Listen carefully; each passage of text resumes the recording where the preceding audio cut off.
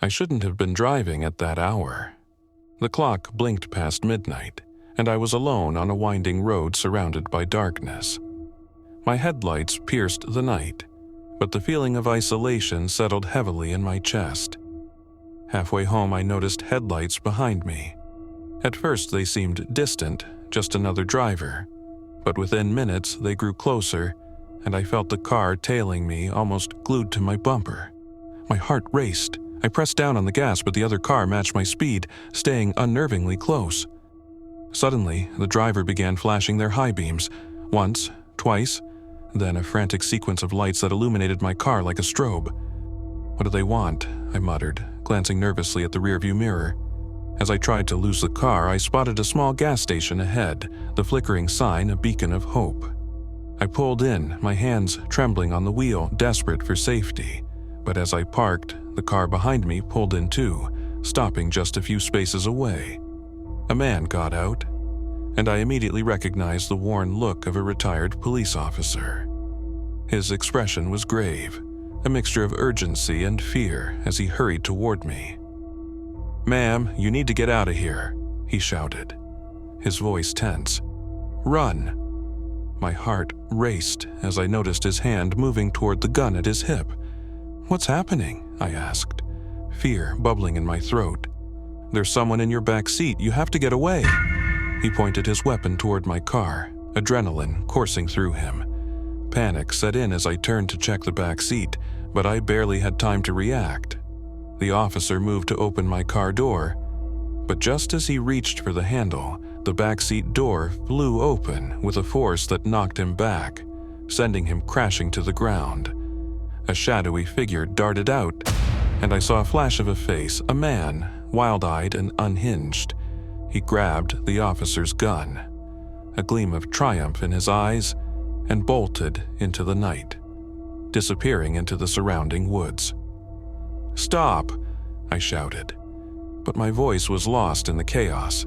I rushed out of my car to help the officer who was struggling to get back to his feet. "Call the police," he gasped, trying to catch his breath.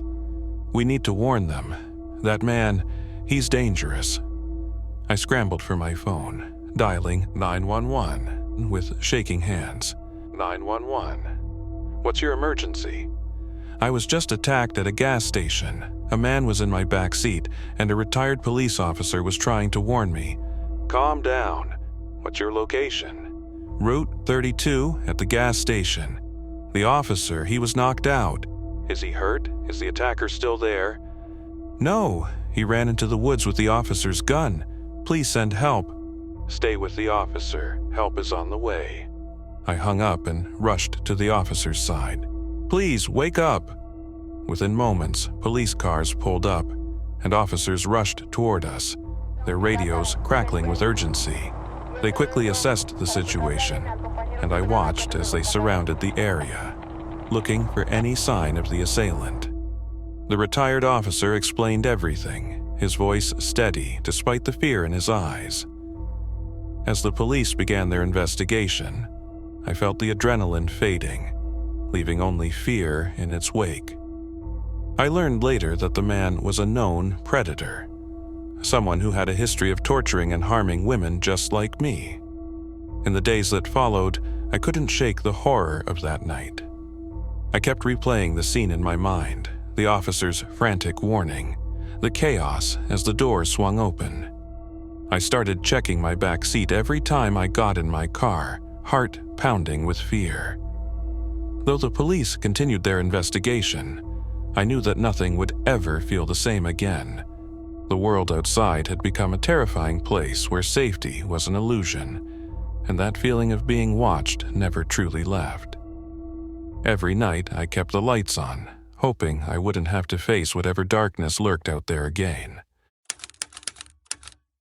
The night had settled into an eerie stillness by the time I unlocked the door to my apartment. It was almost 2 a.m., the hour where silence felt dense and everything in my dim, single-bedroom apartment seemed slightly distorted, as if watching. I was bone-tired from an endless shift at the diner, barely capable of forming a thought beyond getting some sleep. But as I stepped inside, a chill pricked at my skin, pulling me out of my groggy stupor.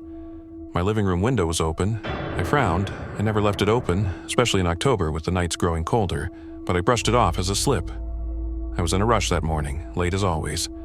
The next night I came home again around 2 a.m., and there it was. The window, cracked open just a sliver. This time, I closed it with more force than necessary, as if I could close off the uneasy feeling gnawing at my stomach. I checked the locks twice before heading to bed. Days passed and little things started to feel wrong. Small items in the kitchen were out of place. A coffee cup left in the sink that I swore I'd put in the cabinet. A kitchen drawer I didn't remember opening. Even my toothbrush felt damp some mornings when I knew I hadn't used it. But exhaustion clouded my judgment. I shrugged it off as stress from the job. The diner barely left me time to breathe, much less sleep. But by the fourth night, that creeping sensation grew. It was a raw, primal feeling, like my instincts were flaring to life, urging me to pay attention. After locking the window and checking every room, I made a decision. I'd install a camera in the living room, aiming it right at that window, just to prove to myself I was being paranoid. 2 days passed before I dared to check the footage. It was a late Friday night when I finally brought myself to sit down and watch it. The thought of someone slipping in was ridiculous, almost laughable really, but as the video played, I found myself gripping the armrest. There was nothing on the first night. But on the second night, around 3:30 a.m., a shadow moved across the frame. I felt my heart hammering against my chest as I watched a figure, dressed in dark, shapeless clothes, glide from the window toward the hallway that led to my bedroom. The footage was grainy, but I could make out the way they moved slowly, almost methodically. They paused by the edge of the living room, staring in the direction of my bedroom, just watching. They lingered there for minutes, standing motionless. Then, without a sound, they slipped back out the window. I didn't sleep that night. I could only think of that shadow, standing so close just outside my bedroom door, in the deep silence of the night. I called the police the next morning, showing them the footage. They assured me they'd watch the place, send patrols. But that night, I didn't go to bed. I sat up, my eyes fixed on the window, clutching a baseball bat. Around 3:30 a.m., there was a faint scratching sound outside the window. Then, slowly, the handle turned. As the police burst in, a figure ducked out and vanished into the night.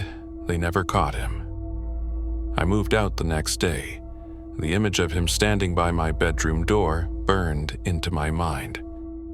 Even now, in a new place, far from that apartment, I sometimes wake up at night to a draft and find myself staring at the door, waiting, listening. It was supposed to be a celebration. We'd just graduated college, and after years of cramming for exams and stressing over grades, the 5 of us finally had the chance to relax and enjoy some time together.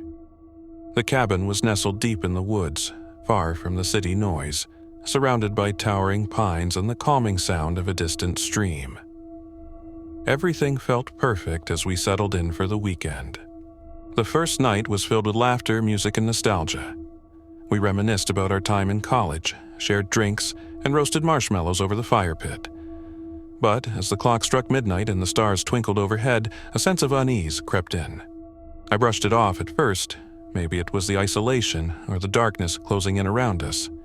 The other 4 were too caught up in their own worlds to notice the tension building inside me. Around 3 a.m., I woke suddenly, the sound of footsteps echoing outside, jolting me from my sleep. My heart raced, and I strained to listen, holding my breath. It sounded like someone was pacing around the cabin, their footsteps heavy and deliberate. I nudged my friend Jake, who was sleeping on the couch. "Jake, do you hear that?" I whispered. He groaned, turning away from me. "It's probably just an animal. Go back to sleep." but I couldn't shake the feeling that something was off. I glanced around the dark room, the shadows stretching across the walls, and I felt a prickling at the back of my neck. Then, suddenly, my phone buzzed. It lit up on the table, illuminating the room in a faint glow. I reached for it, but when I picked it up, I realized it was just a notification from a group chat. "Guys, I think I'm going to check the windows," I said, my voice barely above a whisper. As I made my way to the window, I felt the hairs on my arms stand on end. I peeked outside, scanning the darkness. The moon hung high, casting eerie shadows, but nothing seemed out of the ordinary, just trees swaying gently in the breeze. Still, that nagging sense of dread lingered. I turned back, and that's when I noticed it. My phone was gone. I glanced around, confusion gripping me. "Where's my phone?" I asked, my voice rising slightly. "What do you mean, where's your phone?" Kelly mumbled from her sleeping bag.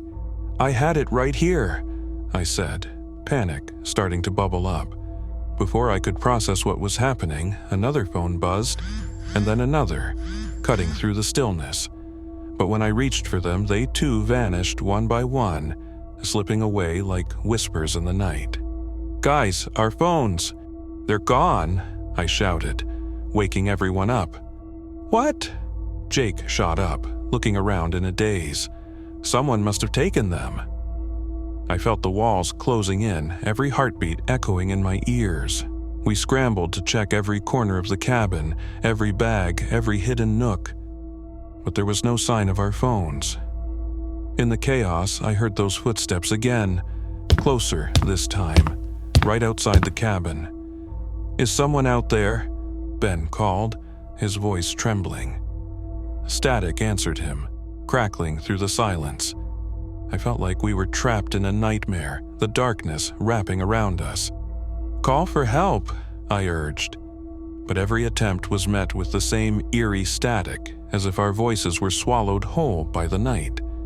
We huddled together, our breaths quickening, straining to listen to the sounds outside. The footsteps continued, tauntingly close now. It felt as if someone was circling us, stalking us. The realization hit hard. We were being hunted. The night dragged on, each minute stretching into an eternity. I could barely keep track of time, the darkness feeling more oppressive with every passing moment. Finally, we decided to barricade ourselves in the bedroom, hoping that whatever was out there would leave us alone. As dawn broke, the sun's light filtering through the cracks in the wood, we ventured outside, our nerves frayed and exhaustion heavy in our bones. We hadn't slept a wink, the adrenaline still coursing through us. That was when we discovered the crawl space beneath the cabin. It was slightly ajar, and as we approached, I felt a chill race down my spine. The door was scratched, splintered like something had tried to claw its way out. With a deep breath, I pushed it open, and the sunlight spilled into the dark abyss. As my eyes adjusted, I could see something. It was empty, save for a few scattered belongings and a worn backpack. But my heart sank as I noticed a small notebook lying open on the ground. I flipped through it, my hands shaking, and what I found sent chills through my entire body. Drawings, scribbles of our faces, our names, and the words, "They won't escape," scrawled across the pages. We were not just victims of a random incident, we were prey. I felt my stomach twist as I turned to the others. Someone has been living down here. They were watching us the whole time. The realization hit hard. A stranger had been hiding in the crawl space, waiting for the cover of night to torment us, to make us feel hopeless and lost. In that moment of panic, I pulled out my own phone, now useless without signal, and finally thought to use it to call the police. "I'll try to get through," I said, my voice trembling. "We need help." The others watched, wide-eyed and anxious as I dialed. The line rang through and I could barely form the words to explain what was happening. I could hear the calm voice of the dispatcher on the other end asking for details, assuring me help was on the way. Minutes felt like hours as we waited, pacing the cabin, jumping at every sound. I glanced nervously at the crawl space, half expecting the man to emerge at any moment. But just as we were starting to think it would never end, we heard the sound of sirens in the distance, piercing through the forest. Relief flooded over me. When the police arrived, they quickly secured the area. I watched as they entered the cabin, flashlights cutting through the darkness. They found us huddled in the living room, fear etched on our faces. We explained everything: the footsteps, the missing phones, and the discoveries in the crawl space. They took immediate action, searching the grounds. Moments later, they discovered the man hiding in the brush nearby, trying to blend in with the trees. He was disheveled, wild-eyed, and as the officers pulled him from his hiding place, the look of manic glee on his face made my blood run cold. "Found him," one of the officers called out. Securing him in handcuffs, they questioned him, but all I could hear were the echoes of our fear, those terrible footsteps that had stalked us all night. As they led him away, I caught a glimpse of his backpack, the same one we'd seen in the crawl space, filled with scraps of paper and more of those unsettling drawings. My stomach churned. We hadn't just stumbled into a stranger's territory, we had been hunted by a man who had made that cabin his home, a psycho who thrived on fear. With the danger gone, we stood outside in the early morning light, the adrenaline finally wearing off. Relief washed over us, but the weight of what had happened hung heavy in the air. Even now, the memory haunts me. I still check under beds and in closets, still feel that icy grip of dread. Every time I hear a creak or a distant footstep, I remember that cabin, how it was supposed to be a celebration but became a nightmare, and how the darkness held something far more terrifying than any of us could have imagined.